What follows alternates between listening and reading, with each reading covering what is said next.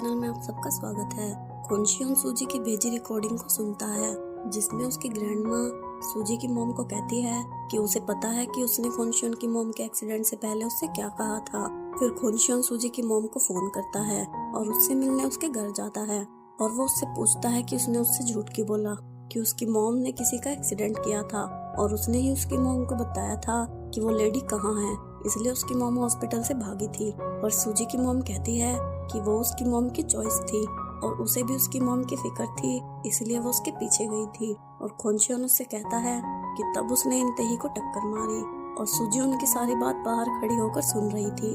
तब खोनशियोन सूजी की मॉम से कहता है कि वो अपने डैड और सूजी को कुछ नहीं बताएगा क्योंकि सूजी ये बात बर्दाश्त नहीं कर पाएगी और अब उसे भी झूठ को और आगे नहीं बढ़ाना चाहिए। जब खोनशियोन वहाँ से जाता है तब सूजी छुप जाती है और उसके जाने के बाद वो रोने लगती है। फिर खोनशियोन की ग्रैंडमा उसे बुलाती है और उसे उसकी डीएनए रिपोर्ट देती है जिसमें लिखा था कि वो अपने डैड का बायोलॉजिकल सन है और वो कहता है कि उसकी मॉम ने उसके डैड से झूठ उसे उसके डैड को हर्ट करने के लिए बोला होगा। तब उसकी ग्रैंडमा उसे उसके साथ अब्रॉड चलने को कहती है और खोनशियोन उसे हाँ कह देता है, पर वो कहता है कि उससे पहले उसे कुछ चीजें ठीक करनी है। फिर वो इंतेही के कॉलेज जाता है और वो इंतेही को फॉलो करता है। जब इंतेही उससे पूछती है कि वो उसे फॉलो क्यों कर रहा है तब वो उससे घर वापस आने को कहता है और वो कहता है कि अगर वो वापस आ जाएगी तो वो उसे फॉलो नहीं करेगा और इंतेही वापस उसकी बिल्डिंग में अपने फ्लैट में रहने जाती है। दूसरी तरफ ली कियोंग हेजोंग के घर उससे मिलने जाता है और वो उसके ब्रदर को बुली करता है और उसे मारने लगता है। तब हेजोंग भी उसे मारने लगती है और अपने ब्रदर को भी उसे मारने को कहती है। जब वो दोनों लड़ने लगते हैं तब उसकी मॉम वहाँ आती है और ली कियोंग से कहती है कि उसे उसके पेरेंट्स से बात करनी होगी। तब ली कियोंग उसे बताता है कि हेजोंग किसी और को डेट कर रही है और दूसरी तरफ सूजी खोनशियोन के बारे में सोचती है और उसे नींद नहीं आती। तब वो अपनी मॉम की स्लीपिंग पिल्स लेती है। खोनशियोन इंतेही से मिलता है और उससे पूछता है कि क्या वो कल उसके साथ थोड़ा टाइम स्पेंड कर सकती है और इंतेही उसे हाँ कर देती है। अगले दिन खोनशियोन और इंतेही एक्वेरियम जाते हैं और खोनशियोन इंतेही को फ्लावर्स देता है। फिर वो दोनों फोटोज खींचते हैं और फिर डिनर करने जाते हैं। जब वो दोनों घर जाते हैं तब खोनशियोन कहता है कि कल सब कुछ पहले जैसा हो जाएगा और इंतेही उससे कहती है कि वो उसे अपना एक दिन दे दे।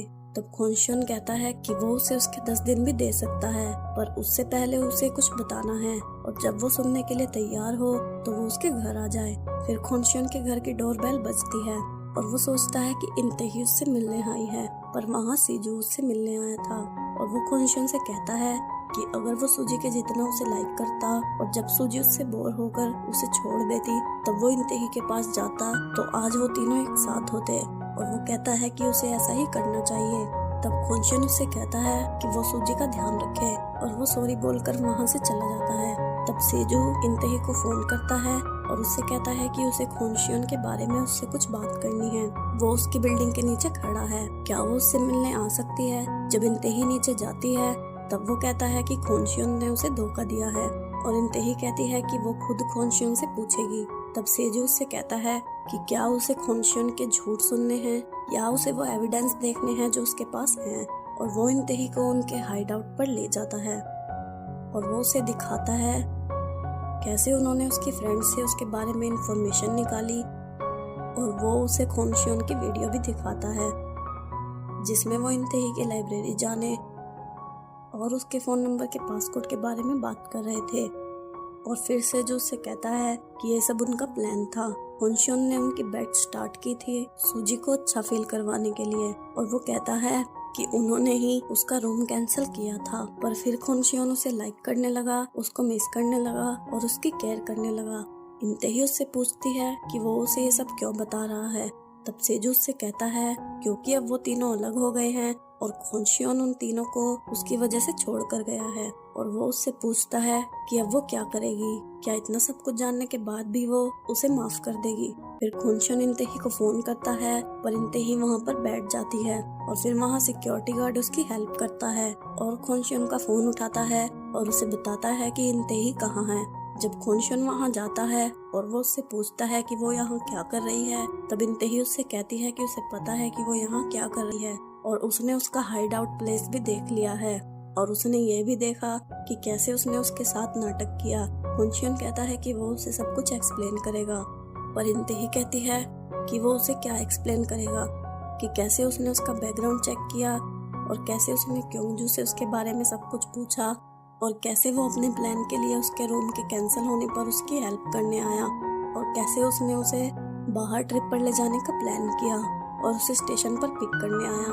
और वो कहती है कि उन तीनों को उसकी फीलिंग्स के साथ खेलने में बहुत मजा आया होगा और क्या वो उसका झूठ पकड़े जाने का कोई प्लान नहीं बना पाया और उसने उनके साथ ऐसा क्या किया था जो वो उनके प्लान का हिस्सा बनी। और वो कहती है कि उसके सबके सामने उससे रूडली बात करने के बाद भी उसने उस पर भरोसा किया, क्योंकि उसे लगता था कि वो एक दूसरे से प्यार करते हैं और उस पर भरोसा करने के लिए क्या उसे ऐसी सजा मिलनी जरूरी थी। तब खुनशियन उससे सॉरी कहता है और वो कहता है कि उसे पता है कि वो माफी मांगने के काबिल नहीं है, पर वो उसके साथ सीरियस था। तब इंतही कहती है कि अगर वो सीरियस होता तो जब उसने उससे ब्रेकअप किया था तभी वो सब कुछ रोक देता, चाहे उसके लिए ये सब कितना ही मजेदार क्यों ना हो, पर उसे सब कुछ वहीं पर रोक देना चाहिए था। और जिसको लाइक करता है उसके साथ अगर वो ऐसा कर सकता है तो वो उस खुनशियन को नहीं जानती और उसने कभी ऐसे खुनशियन को लाइक नहीं किया। तब खुनशियन उससे कहता है कि वो उसे बहुत ज्यादा लाइक करने लगा था, इसलिए ऐसा हुआ और उसे पता है कि उसे ऐसा नहीं करना चाहिए था।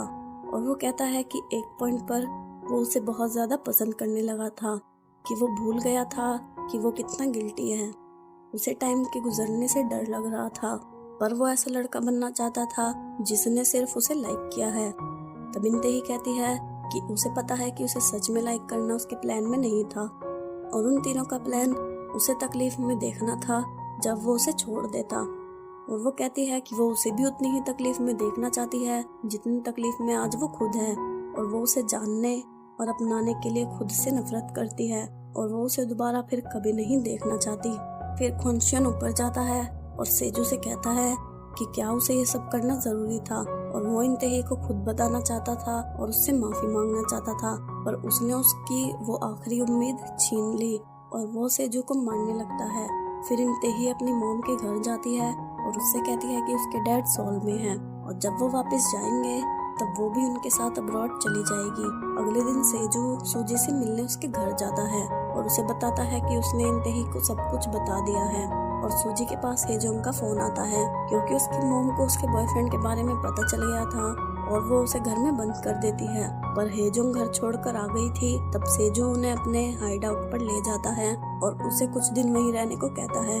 फिर ली क्योंग हेजोंग की मॉम से मिलने जाता है और वो हेजोंग को ढूंढने में उसकी हेल्प करता है। फिर सूजी खुनशियन से मिलने जाती है और उससे कहती है कि उसने ही सेजू को इंतही को सब कुछ बताने को कहा था, क्योंकि उसे पता है कि सेजू उसकी कोई बात नहीं टालेगा।